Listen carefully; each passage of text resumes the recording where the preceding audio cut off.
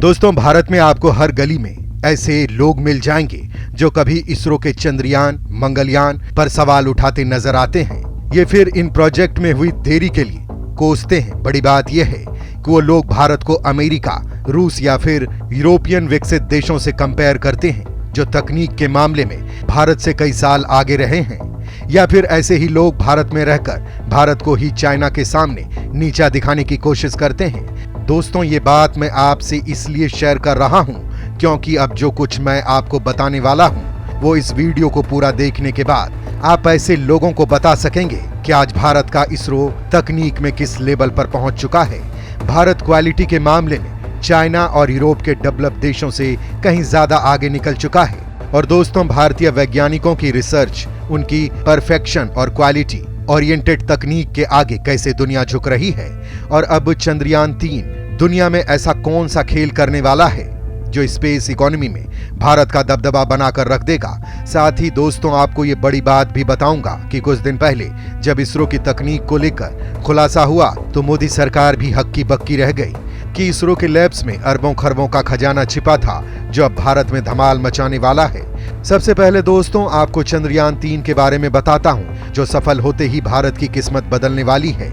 तो दोस्तों, भारत चांद पर ऐसे टेस्ट करने वाला है जो दुनिया ने सोचा भी नहीं होगा। और ये सब डिपेंड है चांद पर चंद्रयान 3 की सफल लैंडिंग पर, क्योंकि चंद्रमा पर गुरुत्वाकर्षण बल कम होता है। पृथ्वी के मुकाबले वहां पर वजन 1/6 कम रहता है। ऐसे में वहां पर नए प्रयोग संभव हैं। लैब वर्किंग के लिए वहां पर बेहतर माहौल होता है क्योंकि चंद्रमा पर कोई प्रदूषण नहीं होता।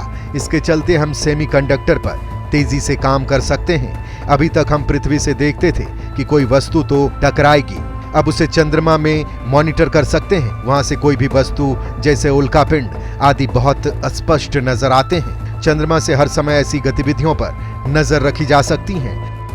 पृथ्वी पर चूंकि दूषित वातावरण रहता है तो ऐसे में कोई भी पदार्थ धुंधला नजर आता है।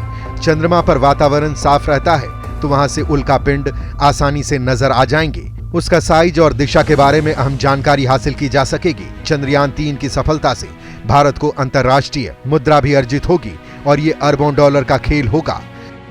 दोस्तों, चंद्रयान 3 मिशन भारत के अंतरिक्ष एक्सप्लोरेशन को एक नया बूस्ट देने वाला है। ये भारत को एडवांस टेक्नोलॉजी की ओर बढ़ा देगा। इससे यंग साइंटिस्ट मोटिवेट होंगे। दुनिया के देश भारत के साथ अपनी साझेदारियां बढ़ाने के लिए आगे आएंगे।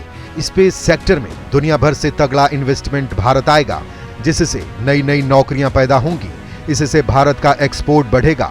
दोस्तों, इससे भारत को अपनी टेक्नोलॉजी को आगे बढ़ाने में मदद मिलेगी, जिसका सबसे बड़ा फायदा देश की इंडस्ट्रीज को मिलेगा। दोस्तों, इसरो को कामयाबी मिलते ही देश के 150 स्टार्टअप इस सेक्टर में तेजी से आगे बढ़ेंगे। मतलब इस मिशन से भारत में निजी अंतरिक्ष स्टार्टअप के लिए दरवाजे खुल जाएंगे, क्योंकि दोस्तों खुद टीम इसरो अंतरिक्ष क्षेत्र में निजी भागीदारी को बढ़ावा देने के लिए एक्टिव रूप से काम कर रहा है। दोस्तों, आपको बताता हूं कि दुनिया में अंतरिक्ष जगत और इससे जुड़े इंडस्ट्री इस वक्त 360 बिलियन अमेरिकी डॉलर का है, जिसमें भारत की भागीदारी केवल 2 से 3% की है। और दोस्तों, ये इंडस्ट्री साल 2025 तक ही 600 अरब डॉलर को पार कर जाएगा। और भारत को लेकर कहा जा रहा है कि वो क्षेत्र के 48% की ग्रोथ से आगे बढ़ रहा है। मतलब आगे आने वाले कुछ वक्त में भारत दुनिया के इंडस्ट्री से 50 अरब डॉलर खींच लाएगा, जिसमें चीन छोड़िए नासा या स्पेस एक्स भी धड़ाम होने वाले हैं, क्योंकि बहुत कम लागत में भरोसे के साथ इसरो स्पेस मिशन लॉन्च कर रहा है। और जिस तरह से इसरो अपने तकनीक को भारत की कंपनियों को ट्रांसफर कर रही है, उससे भारत मैन्युफैक्चरिंग का हब बनने की ओर आगे बढ़ चुका है।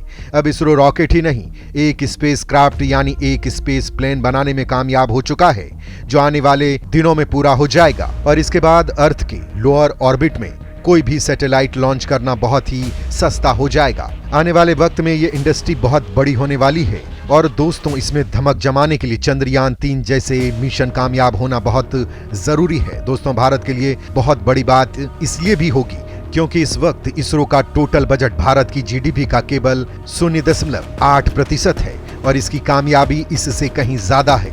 मतलब इसरो ने स्पेस एक्सप्लोरेशन, सैटेलाइट टेक्नोलॉजी से लेकर क्वांटम तकनीक में बहुत कम लागत में बड़ा खेल किया है। वो इसरो ही था जिसने एक ही मिशन में 104 उपग्रहों को सफलतापूर्वक लॉन्च किया था और बड़ी बात ये थी, इसमें 101 विदेशी थे और इसरो ने अब तक के सबसे छोटे बजट में से एक मंगल ग्रह की कक्षा में एक मंगलयान लॉन्च किया था और इसरो अब इस सेक्टर में दे दनादन लॉन्च कर रहा है।